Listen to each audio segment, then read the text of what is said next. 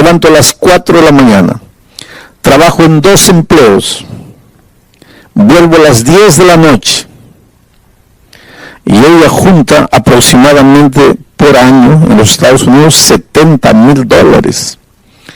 Inclusive para ese país es un buen sueldo. Pero ella dice, pastor, parece que yo cargo una maldición en mi vida, porque el dinero se va de mis manos como la arena, como el agua. No me alcanza para nada, vivo endeudada. Bueno, el problema de esa mujer era financiero. Pero yo creo que esta noche aquí, si tú me estás mirando por la televisión, entre las miles de personas, hay personas que están pasando por el valle del dolor, de la muerte, del sufrimiento, de la aflicción, problemas en el matrimonio, problemas con los hijos, problemas en el empleo, problemas existenciales que son los peores porque no puedes identificar. Cuando tienes un problema financiero, por lo menos sabes el origen, sabes la raíz. Cuando tienes un problema familiar, puedes identificar a la persona con la cual tienes ese problema familiar. Pero los problemas existenciales son los problemas del alma. Tú sabes, tú sientes, tú tienes ganas de llorar, pero no puedes identificar por qué. Hay gente que dice, pastor, yo me acuesto una noche en la cama, me revuelco en la cama, de un lado para otro, quiero dormir, no puedo, siento que me falta algo, que le debo a algo, que le hice mal a alguien, y yo soy consciente de que no le hice mal a nadie. Entonces, ¿por qué me siento así?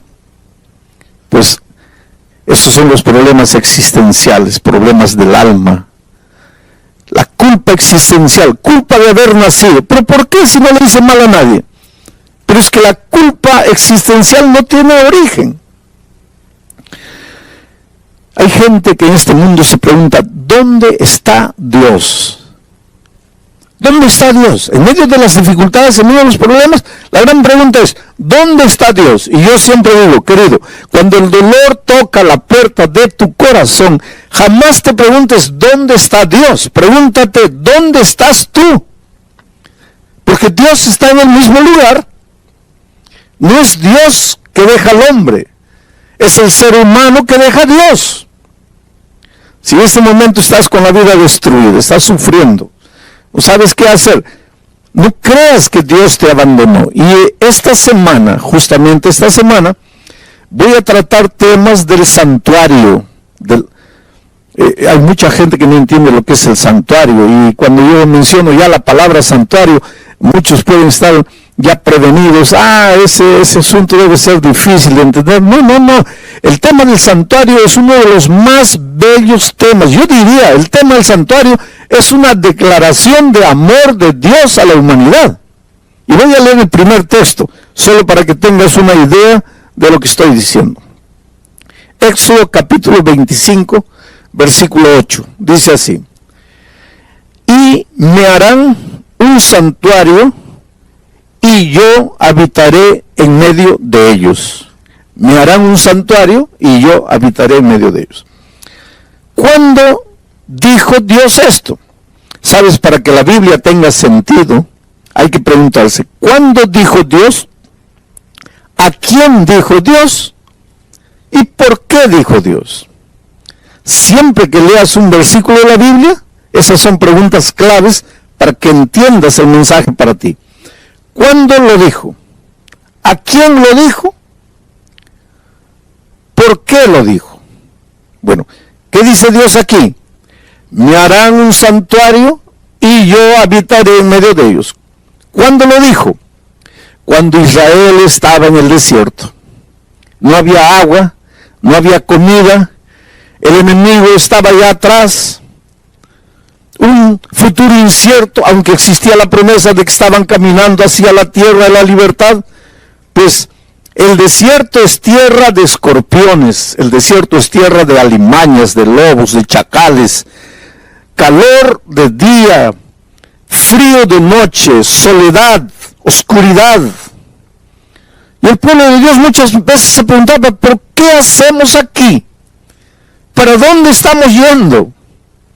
Y ustedes saben que muchas veces los israelitas se quejaron con Moisés y le dijeron, mejor no nos hubiera sacado, Mejor nos hubieras dejado morir allá, porque allá, aunque éramos esclavos, por lo menos teníamos que comer a la hora exacta.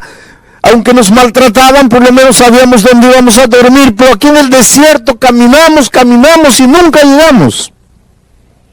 Y en esas circunstancias es que Dios se presenta a Moisés y le dice: dile al pueblo que me edifiquen un santuario y yo prometo que voy a habitar en ellos, en medio de ellos. Aquí está el primer pensamiento del santuario. Dios no se aleja del ser humano. El ser humano se aleja de Dios. Dios no abandona al hombre o a la mujer. Somos los hombres y las mujeres que nos alejamos de Dios y abandonamos a Dios. ¿Qué es pecado? Para entender lo que estoy diciendo hasta aquí, hay que entender lo que es la palabra pecado. Mucha gente piensa que pecado es robar, matar, adulterar. Esos son actos pecaminosos. Esas son conductas pecaminosas. Pero el pecado es más que eso. Antes de matar, el pecado es otra cosa. Antes de robar, el pecado es otra cosa. Antes de transgredir la ley, el pecado es otra cosa. Para entender qué es pecado, habría que entender qué es justicia, porque el pecado es lo opuesto de la justicia. Hay dos conceptos opuestos: pecado y justicia. La justicia y el pecado no pueden convivir juntos. Pablo dice: ¿qué comunión hay entre la justicia y la injusticia? Y la injusticia es el pecado. ¿Qué comunión hay entre la luz y las tinieblas? Cristo es la luz, el pecado, las tinieblas. ¿Qué comunión hay entre Cristo y Satanás? Entonces, ¿qué cosa es pecado? Pecado, antes de matar, es alejarse de Dios, separarse de Dios, abandonar a Dios, dejar a Dios. Básicamente eso es el pecado. Ahora, la persona que abandona a Dios acaba pecando, acaba practicando el pecado, el acto pecaminoso, acaba matando, robando, haciendo miseria. Pero esto de robar y matar ya es la consecuencia de haber abandonado a Dios.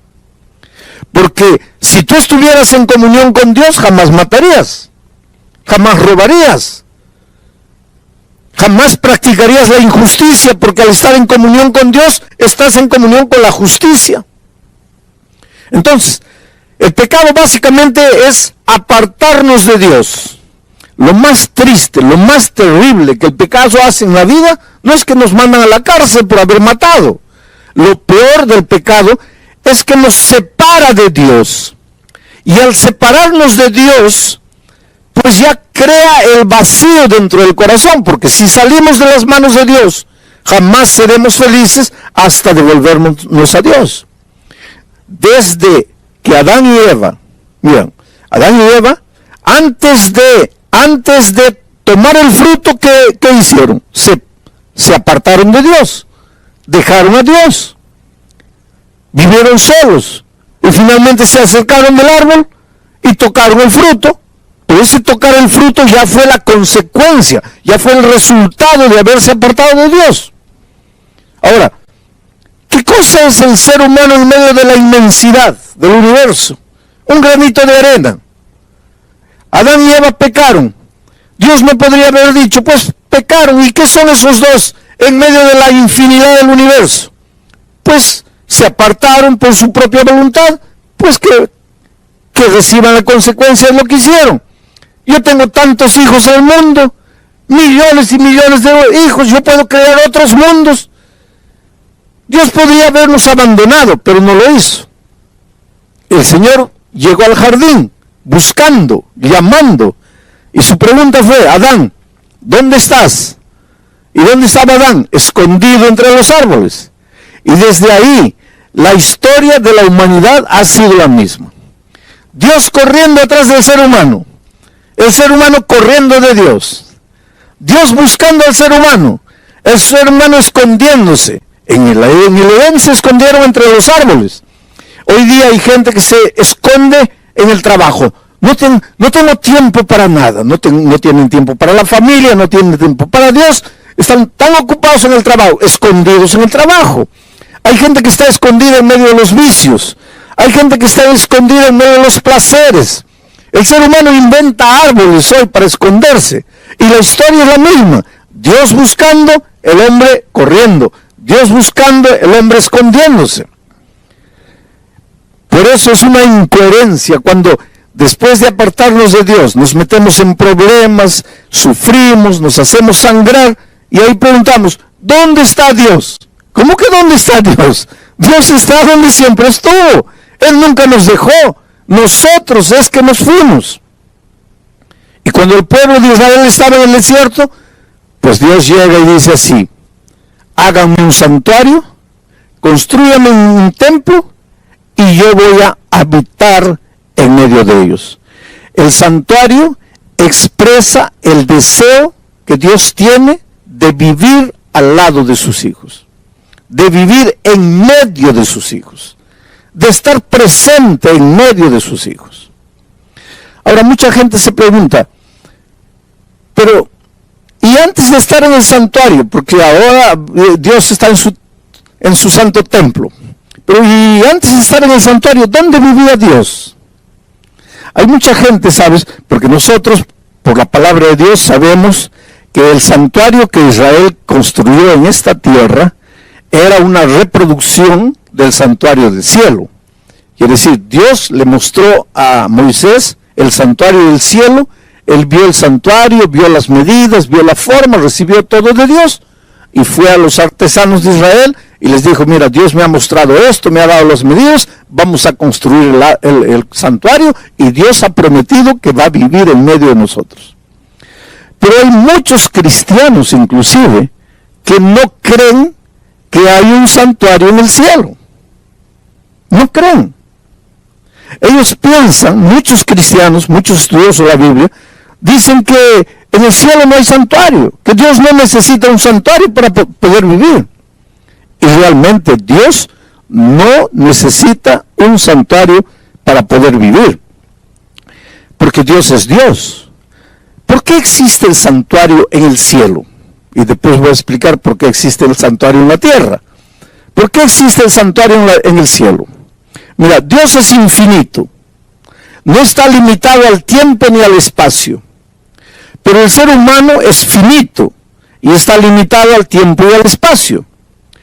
¿Cómo es que un Dios infinito, que no está limitado al tiempo y al espacio, podría vivir en comunión con un ser finito, limitado al tiempo y al espacio?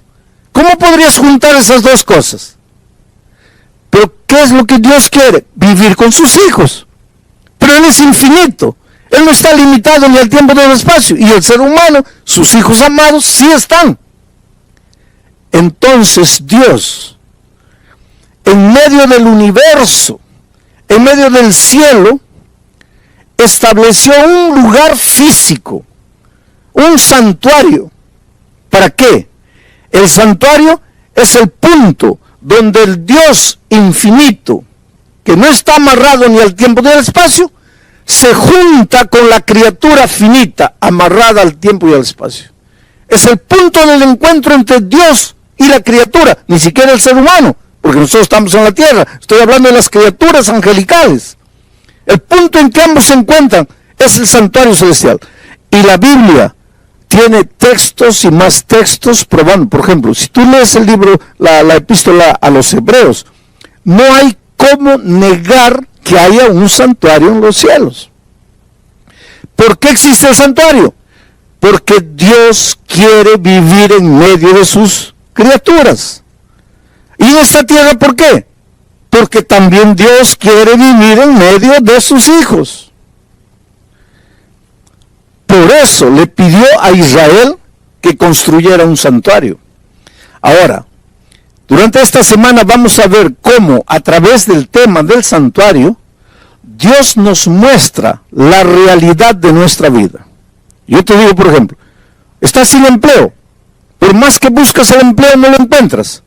Cuanto más fiel quieres hacer a Dios, parece que menos empleo encuentras. ¿Por qué sucede eso? La explicación está en el santuario. Tienes un hijo, lo educas con amor, con cariño. Cuando es pequeñito le compras libros, le compras música cristiana, antes de dormir le cuentas historias, haces la oración, lo haces dormir, y cuando llega joven se va de la iglesia y no quiere saber nada. ¿Por qué sucede eso? La respuesta está en el santuario. Estás lleno de deudas, como ese señor de Estados Unidos, gano 70,000 pero no me alcanzan para nada. ¿Por qué el dinero no te alcanza? La respuesta está en el santuario. Y ahora tú te puedes quedar medio curioso, pero pastor, la respuesta para todo está en el santuario. Sí. Y Pablo dice que nosotros solo podemos entender las cosas que no se ven a través de las cosas que se ven. Y como nosotros no podemos entender los misterios del universo, porque en el universo hay misterios, dice Pablo en Efesios que nosotros vivimos en permanente lucha, y que nuestra lucha no es contra carne y sangre, sino contra principados, contra fuerzas espirituales en las regiones celestes. Y esa lucha es espiritual y es misteriosa, no la entendemos.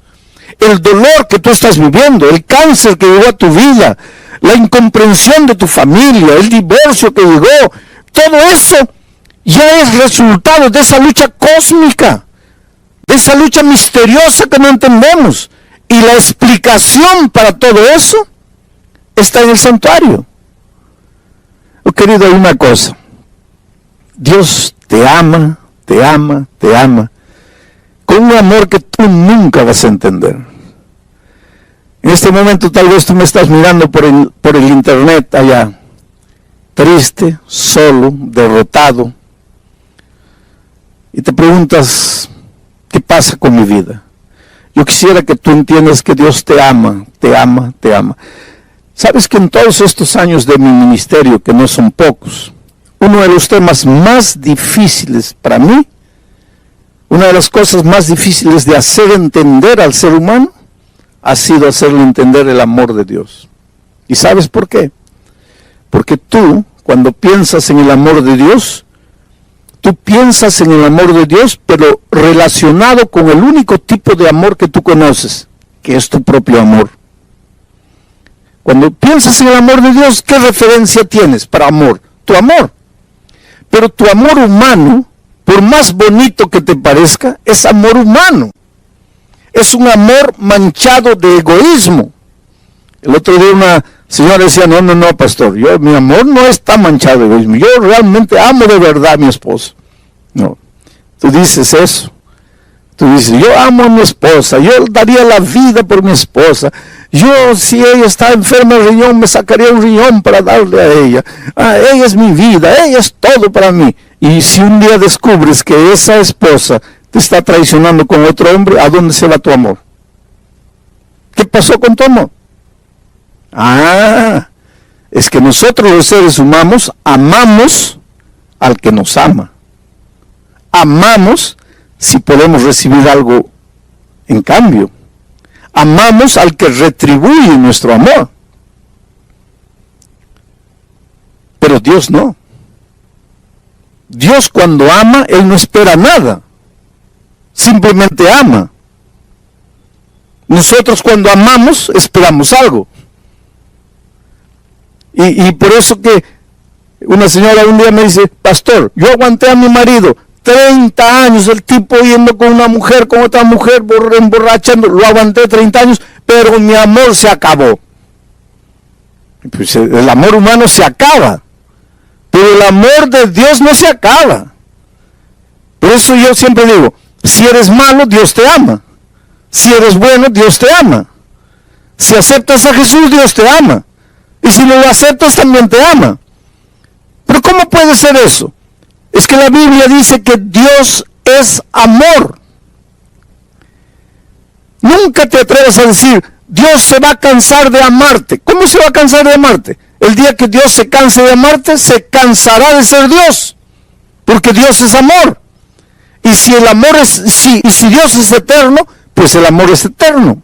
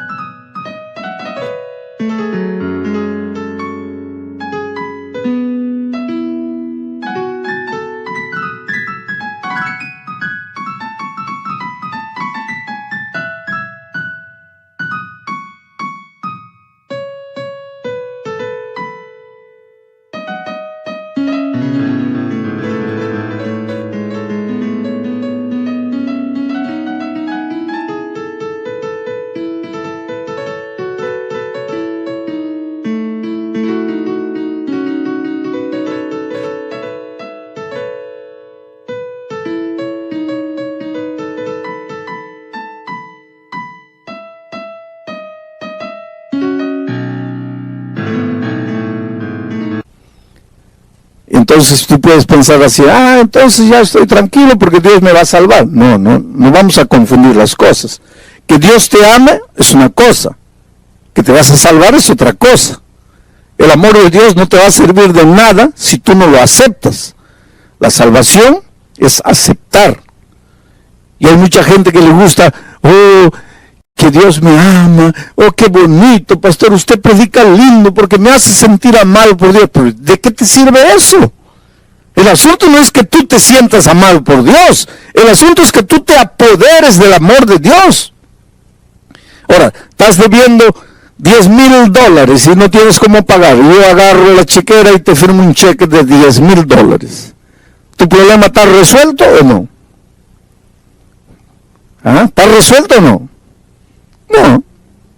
Porque para que tu problema esté resuelto, primero, tienes que recibir el cheque. Segundo, tienes que ir al banco. Tercero, tienes que recoger el dinero. Cuarto, tienes que pagar tu deuda. Entonces, no es porque yo te muestro el cheque que tú ya estás con tu problema resuelto. Entonces el amor de Cristo es igualito. Dios te ama, claro que te ama. El amor de Dios nunca se va a acabar, nunca se va a acabar. Pero ¿de qué te sirve el amor de Dios si no te apoderas?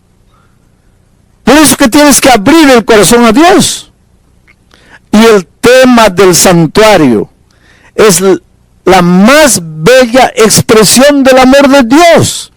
A lo largo de esta semana vamos a ver cómo en cada corderito que moría estaba escrito el amor de Dios.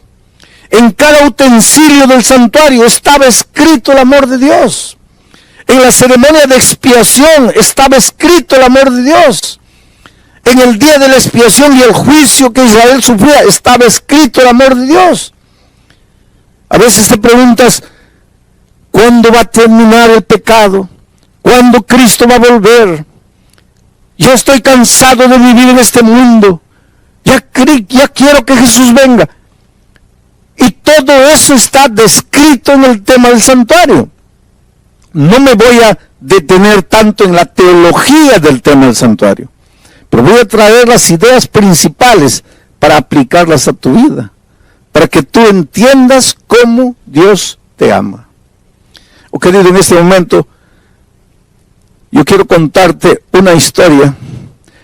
Yo siempre termino mis mensajes contando una historia por un simple motivo. Todo lo que te hablé está documentado en la palabra de Dios. Pero a veces hay personas que piensan, ¿pero será que eso funciona? Entonces yo cuento historias para que las personas vean que funciona. La palabra de Dios dice que funciona. Ahora, cuando tú ves una historia, escuchas una historia, ves que funciona. Y si funcionó en la vida de Pedro, puede funcionar en tu vida también.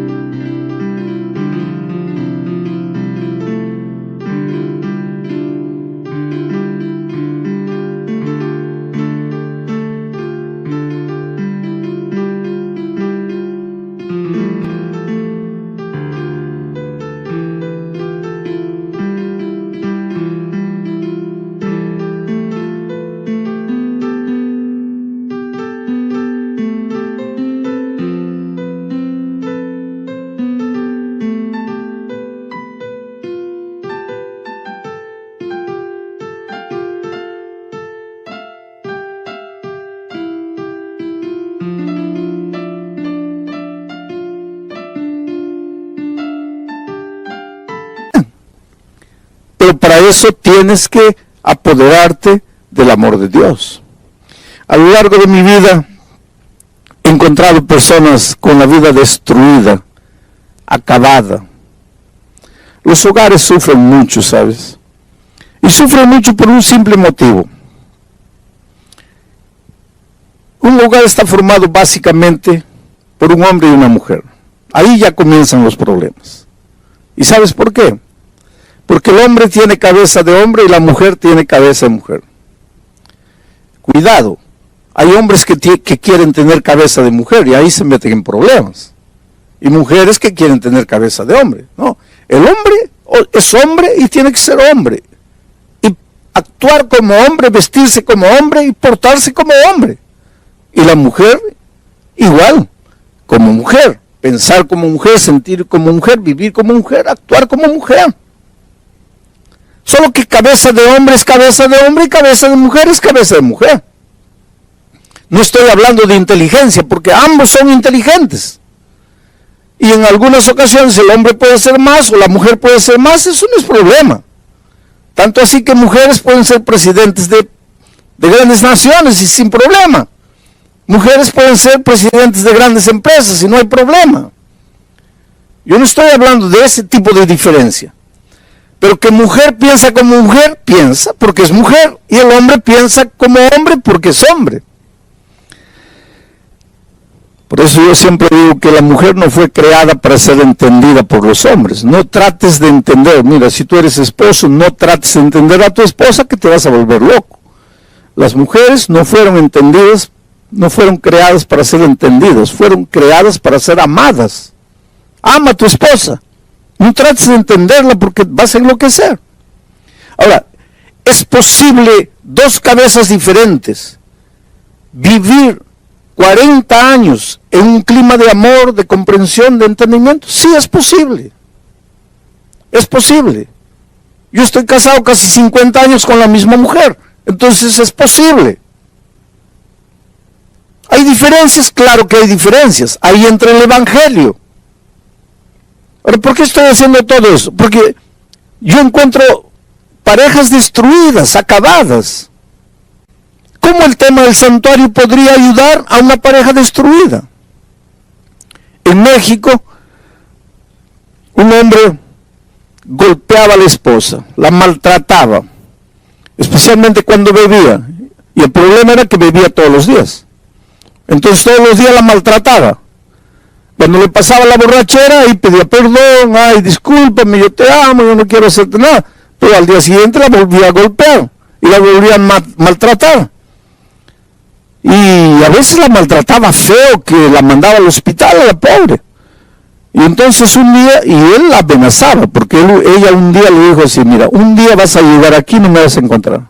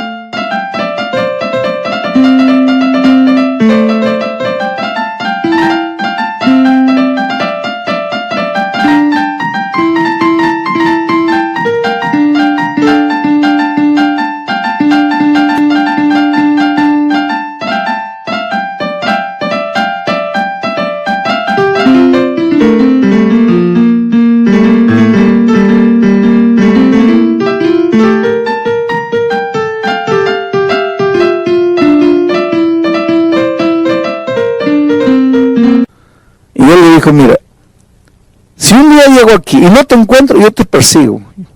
Yo te busco por el mundo entero y te encuentro. Pero si te encuentro es solo para matarte, entonces ni te atrevas a salir de aquí. Pero un día la golpeó tanto que la pobre comenzó a pensar y llegó a la siguiente conclusión. Si me quedo aquí, me va a matar. Y si me voy, él dice que me encuentra y me mata. Solo que si me voy, queda la posibilidad de que nunca me encuentre. Pero si me quedo aquí me va a matar. Entonces me voy. Y un día cuando él se fue a trabajar, pues ella salió de México, atravesó el río y se metió al desierto. Y caminó días y días ahí, no tenía documentos, atravesó el río, se fue. Solo tenía la dirección de unos primos que vivían en Los Ángeles. Cuando llegó ya estaba en Estados Unidos, llegó a un puesto telefónico, agarró el teléfono, llamó a los primos. Y el primo le atendió, hola, ¿dónde estás? Estoy aquí en Estados Unidos. ¿Pero cómo? Sí, y le contó, me escapé porque mi marido me iba a matar allá, me escapé, estoy aquí, no sé, estoy perdido, no sé a dónde ir, no sé dónde estoy. Pero, ¿dónde está más o menos? Dame la indicación. Y el primo fue, la encontró y la llevó para casa. Solo que la familia del primo había conocido el Evangelio. En México no, pero llegando a California había conocido el Evangelio.